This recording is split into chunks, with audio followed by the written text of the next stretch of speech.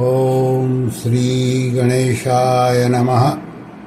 ओम श्री परमात्मने नमः। सभी व्यूअर का हार्दिक स्वागत है। सभी गीता प्रेमियों को सादर प्रणाम के साथ जय श्री कृष्ण। परम श्रद्धेय स्वामी श्री रामसुखदास जी महाराज का प्रवचन दिनांक 18 जनवरी 2004। विषय है नष्टो मोह स्मृति लब्ध्वा। इस प्रवचन के कुछ भाव यह प्रस्तुत करते हैं। परम श्रद्धेय स्वामी जी महाराज जी कह रहे हैं कि वास्तव में हम परमात्मा के हैं। यह बात बहुत बढ़िया है। जिस संसार में हम रहते हैं, ये कामना, ममता, वासना, अहंता सब के सब हम में है ही नहीं। विहाय कामान्यः, इसमें चार बात है। तो कामना हमारे में है नहीं, ममता हमारे में है नहीं, स्पृहा हमारे में है नहीं, मैंपन हमारे में है नहीं। ये प्रकृति में है।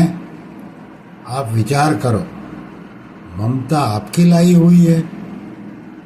माँ मेरी है, पिता मेरा है, पत्नी मेरी है, पुत्र पुत्री मेरे हैं। मैंपन है, यह भी नया है, बनाया हुआ है।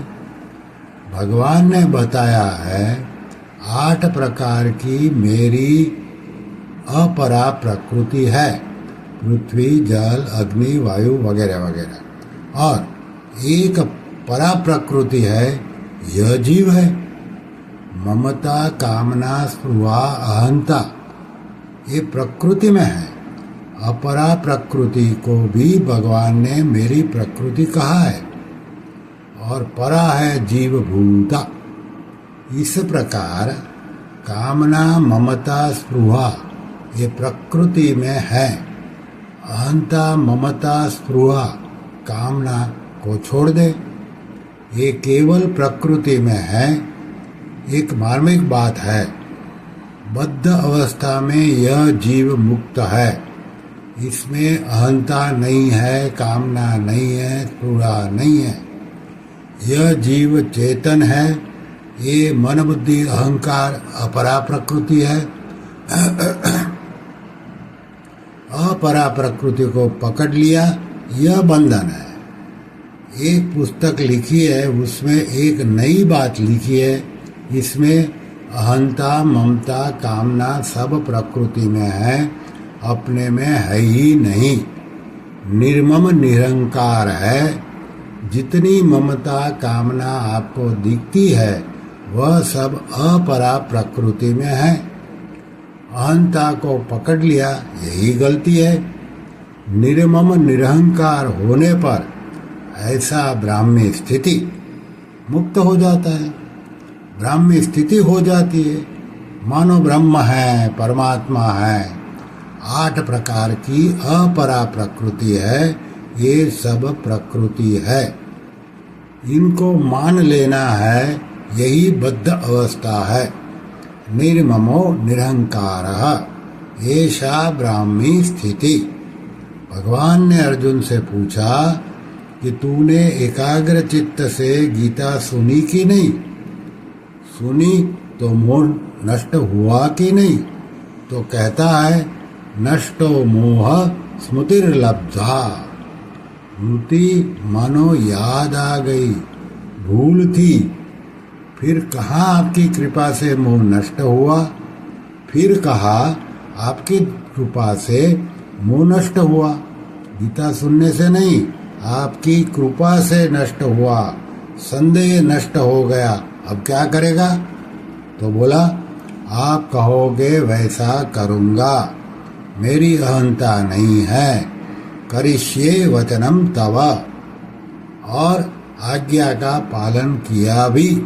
कर्ण से युद्ध हुआ तो पृथ्वी ने शाप के कारण कर्ण के पहिए को पकड़ लिया। तो कर्ण कहता है मैं नीचे खड़ा हूँ, तू शस्त्र और शास्त्र दोनों का जानता है, बाण मत चला। भगवान बोले, अर्जुन बाण मार। कर्ण बोला, मैं नीचे खड़ा हूं। भगवान ने कहा, आतताई को जिसमें 6 दोष होते हैं वह अवध्य भी वध्य है, उस पर विचार नहीं करना है। जहर देने वाला, आग लगाने वाला, राज्य हड़पने वाला, शस्त्र लेकर मारने को उद्यत हो आदि ये आतताई हैं। अगर अर्जुन शास्त्र की बात मानता तो मोहित हो जाता, पर करिष्ये वचनम तवा, इसके बाद भगवान बोले भी नहीं, मोह नष्ट हो गया, स्मृति प्राप्त हो गई। भगवान ने पूछा कि तूने गीता सुनी कि नहीं, इसका उत्तर भी दे दिया, करिष्ये वचनम तवा। गीता भी याद है तो भी कहता मोह नष्ट हुआ और स्मृति प्राप्त हो गई। तो स्मृति नहीं होती तब तक पूरा काम नहीं हुआ। तो अर्जुन कृपा मानते हैं, कृपा आपकी कृपा से मोह नष्ट हुआ। स्मृति होने पर अपने स्वरूप की जानकारी हो जाती है, परमात्मा का स्वरूप और संसार जानने में आ जाता है। लब्धा का हिंदी शब्द नहीं है, लब्धा को मारवाड़ी में लादी बोलते हैं। आप बताओ हिंदी में लब्धा को क्या कहते हैं? कोई चीज भूल ही होती है वह याद आती है, श्रुति होती है तो भगवान की कृपा से, संतों की कृपा से होती है, या वह पुस्तकों से नहीं होती। इस वास्ते भगवान जो कहते हैं वह ठीक तरह से समझ में आ गया। करिष्ये वचनम तवा, तो भगवान चुप हो गए। बस यही कहना था, करिष्ये वचनम तवा, आप कहोगे वैसा करूँगा। गीता कैसा ग्रंथ है, विलक्षण ग्रंथ है, अलौकिक ग्रंथ है। नारायण नारायण नारायण नारायण। श्री कृष्ण शरणं मम, श्री कृष्ण शरणं मम, श्री कृष्ण शरणं मम। ओम श्री कृष्णार्पणमस्तु।